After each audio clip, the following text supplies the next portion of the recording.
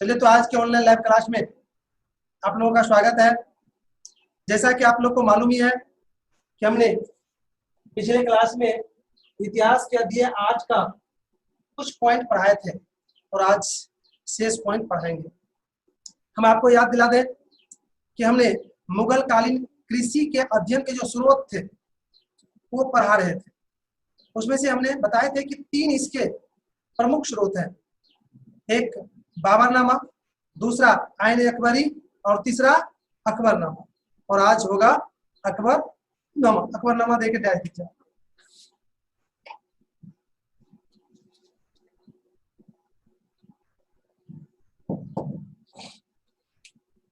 तो अब आपको ये जानना है कि अकबरनामा क्या है और अकबरनामा ने मुगल कालीन कृषि के अध्ययन के स्रोत कैसे हैं। तो मैंने अभी भी बताया इसके लेखक अबुल फजल थे। इसको लिखने में 7 वर्ष लगे थे और यह 3 खंडों में बटा हुआ है और इसमें से तीसरा खंड से कृषि के संबंध में जानकारी हमें मिलती है। चलिए, तो आप इसको आप लोग नोट कर लीजिए। इसका लेखक अबुल फजल थे। 1589 से 1590 के बीच इसे लिखना आरंभ किया गया और 7 वर्ष के बाद यह तैयार हुआ। यह 3 जिल्दों पोस्ट में खंडों में है देखिए डैश। पहला नंबर, पहली जिल्द अकबर के जन्म से आरंभ होकर 1572 ईस्वी तक में समाप्त होती है। दूसरा नंबर, दूसरे मतलब ये दूसरा जिल्द, उसका दूसरा जो खंड है, दूसरे में अकबर की गति धारण करने से लेकर शासन के 46वें साल तक की घटनाएं दी गई है। तीसरा नंबर, इसके तीसरी जिल्द आईन ए अकबरी के नाम से विख्यात है, जो पहले पढ़ा चुके हैं हम, विख्यात है, जिसमें कृषि और कृषक के संबंध में विस्तार पूर्वक वर्णन है। तो इस तरह से आपने अकबरनामा अर्थात मुगल कालीन कृषि के अध्ययन के जो तीसरा प्रमुख स्रोत था उसको आपने लिख ली और समझ लिए। और हम अगले पॉइंट की ओर बढ़ेंगे। अब आपका अगला पॉइंट है किसानों के प्रकार। मैं बता दूं आप लोग को, मुगल कालीन शासन काल में किसान 4 वर्गों में बटा हुआ था और चारों वर्ग कौन कौन थे वो लिखा रहे हैं। 4 वर्ग थे किसान के। सबसे पहला का नाम था खुद काश्त किसान। खुद काश्त किसान। और दूसरा का नाम है पाही काश्त किसान।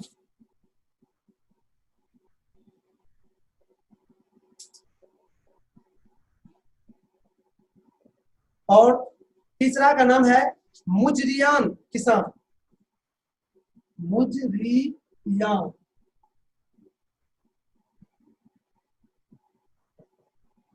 और चौथा का नाम था भूमिहीन कृषक श्रमिक। भूमिहीन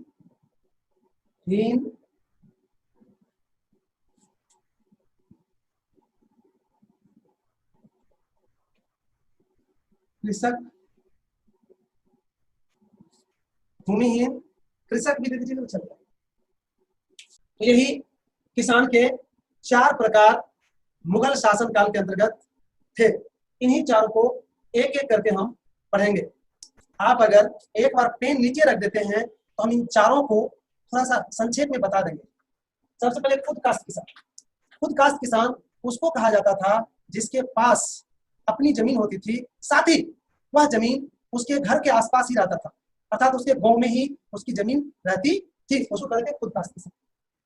पाही किसान, उस किसान को कहा जाता था जो अपने गांव को छोड़कर दूसरे गांव में जाकर या तो जमीन खरीद लेते थे या दूसरे आदमी से जमीन लीज पर लेकर, बटिया लेकर खेती करते थे, उसको कहा जाता था पाही कास्ट किसान।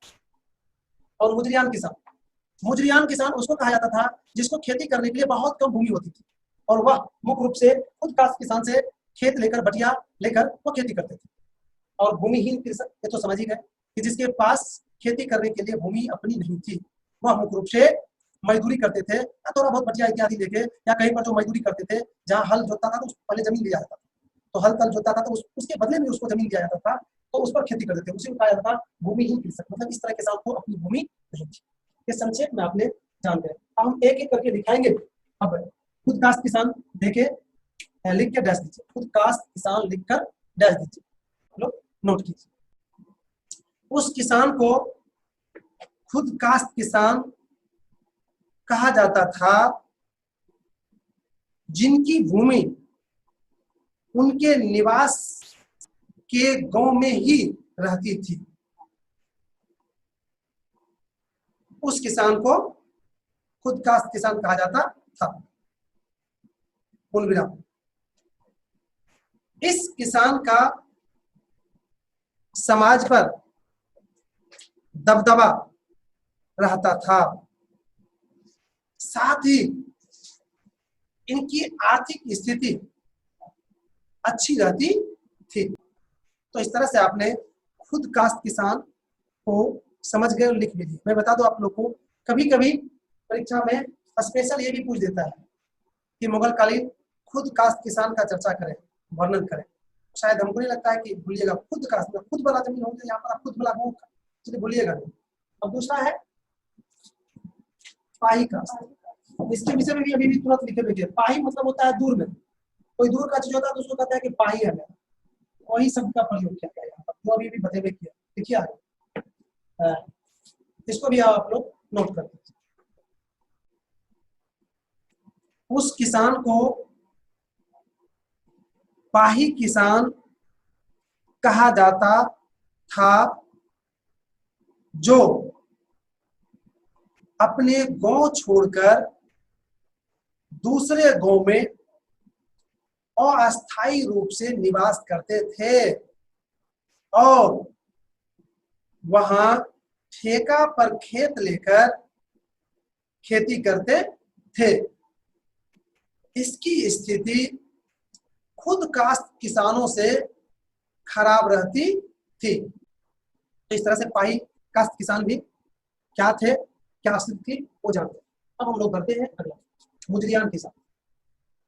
इसको भी अभी भी आप समझ ही गए हैं कि मुजरियान किसान उसको कहा जाता था जिसके पास खेती करने के लिए बहुत कम भूमि रहती थी, लेकिन वह खुद कास्ट किसान से खेत लेकर उस पर खेती करते थे। तो चलिए इसको भी लिखकर डाल दीजिए। वैसा किसान जिसके पास खेती करने के लिए बहुत कम भूमि रहती थी, उसे मुजरियान किसान कहा जाता था। यह खुद कास्ट किसान से भूमि लेकर खेती करते थे। इसकी भी हालत अच्छी नहीं रहती थी। इस तरह से आपने मुजरियान किसान भी पढ़ा। अब नेक्स्ट है भूमिहीन किसान। इसको भी आपने समझ ही चुके हैं। भूमिहीन मतलब जिसके पास खेती करने के लिए बिल्कुल ही भूमि नहीं थी, उसको कहते थे भूमिहीन किसान या भूमिहीन कृषक कहा जाता है। देखिए वैसा किसान जिसके पास खेती करने के लिए बिल्कुल ही भूमि नहीं रहती थी, उसे ही भूमिहीन किसान कहा जाता था। इसकी हालत सदा दयनीय बनी रहती थी। तो इस तरह से आपने भूमिहीन कृषक या भूमिहीन किसान भी समझ गए। अब मैं बता दूं आप लोग को कि मुगल कालीन शासन काल में जो 4 तरह के किसान थे उसकी हालत को आपने जान गए। अब अगर इसमें किसी भी तरह का दिक्कत है, डाउट है, तो आप हमसे पूछ सकते हैं। जी